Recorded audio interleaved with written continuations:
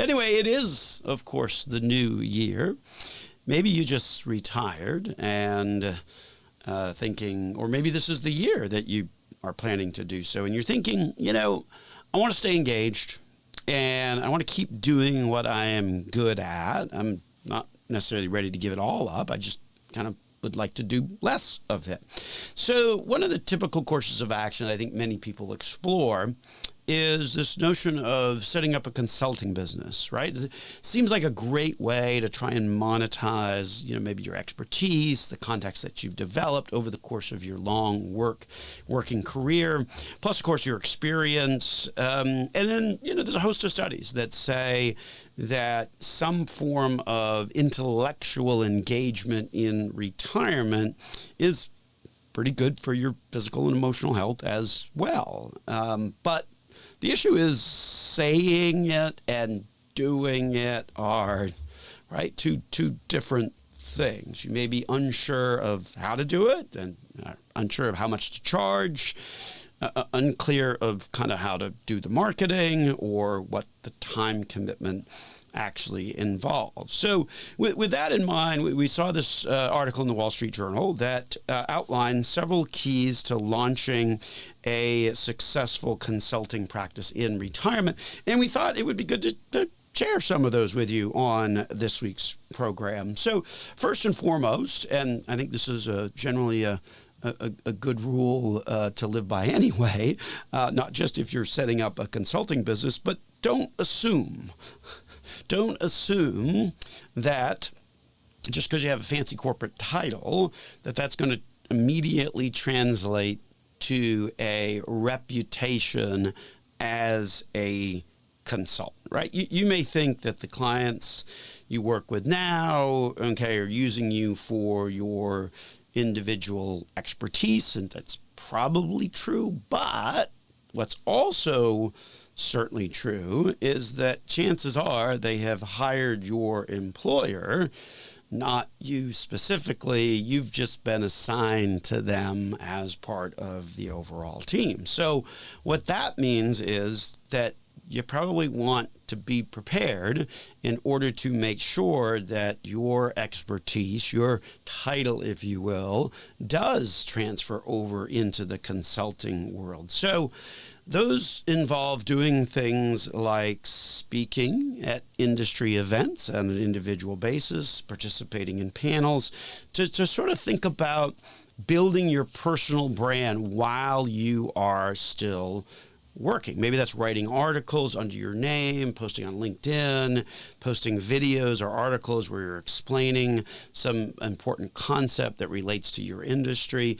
The notion is to take the time to develop your personal brand, your reputation, your expertise. It's not enough just to have a title, but you have to have a presence and to develop and market that personal brand. And that's something you can be doing along the way as you get closer to retirement. It's important to kind of start and do some of that prep work ahead of time. Don't assume just because you got a fancy title that you're all of a sudden going to become a consultant to all of these different types of businesses. And then one of the other items that the Wall Street Journal article mentions is to not to dabble, if you will, but commit. To start a successful consulting business, the reality is you're starting a business, so you do have to kind of commit to that.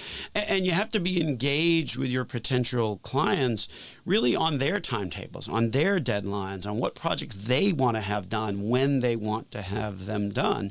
If you enter into it with the mentality of, I'm going to consult whenever it suits me, whenever my vacation schedule allows me to do, you're probably going to be pretty disappointed in how your consulting business turns out.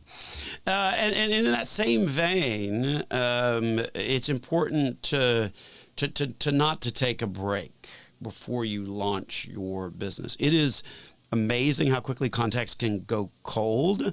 Sort of not unlike your physical health, right? If you've ever been running, or if you ever did strength training or anything like that, take 2 or 3 weeks off and then try and start it again. see what happens. It's much, much harder to do that. And so ultimately, you certainly do not want to take time off because it can go cold very, very quickly. I can attest to that because I have run marathons before, but it has been a few years, I think 4 since my last one. So this fall I decided to start training again because I do enjoy it. Running, I think, if you've ever run, it's one of those things where you either love it or you hate it, and there's nothing in between. For me, I love it. So, but it had been a while since I had trained for a marathon. Much harder this time around with kind of an absence of it. But so far, body's holding in, and marathon's in like 3 weeks, so we're almost there. But anyway, I digress. If you did decide to take time off between retiring and working, whether that's take 3 months, 6 months to rest, recharge, that's probably going to have a major impact on your ability to start a successful consulting business. It's important to really start to lay the groundwork before you leave, right? I mean, obviously you got to avoid conflicts of interest, and I mean, you got to really kind of be careful about that stuff, but it's okay to get organized, right? And to start to build that personal brand that we were talking about earlier. The reality is that more often than not, we see when folks launch these successful consulting businesses in retirement, that more often than not, their current or former employer becomes their first paying client. So important to kind of be thinking about that and not just take a break after you retire. Otherwise, you may find it very difficult to start that consulting business. And then lastly, be careful with kind of the pricing and how you do that, right? Your expertise may allow you to solve a pretty big problem that provides a tremendous amount of value to a client, but it may allow you to solve it within a very, very short period of time. And the issue then is if you're billing on an hourly basis, well, then you could be getting, over delivering and getting significantly underpaid if you're charging on an hourly basis. So think more about charging based on what you're doing. What's the scope of the work? What you're going to deliver.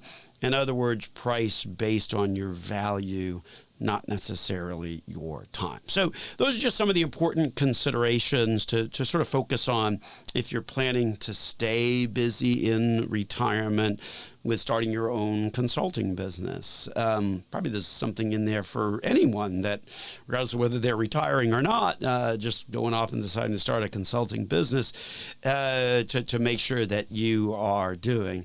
I think the reality is that, bottom line, don't necessarily make assumptions on it. Don't expect it to be automatic. You are, in fact, starting a business, whether it might not be a business of massive scope. You're still starting a business, and you've got some work ahead that you certainly want to take the time and do some preparatory work before that in order for it to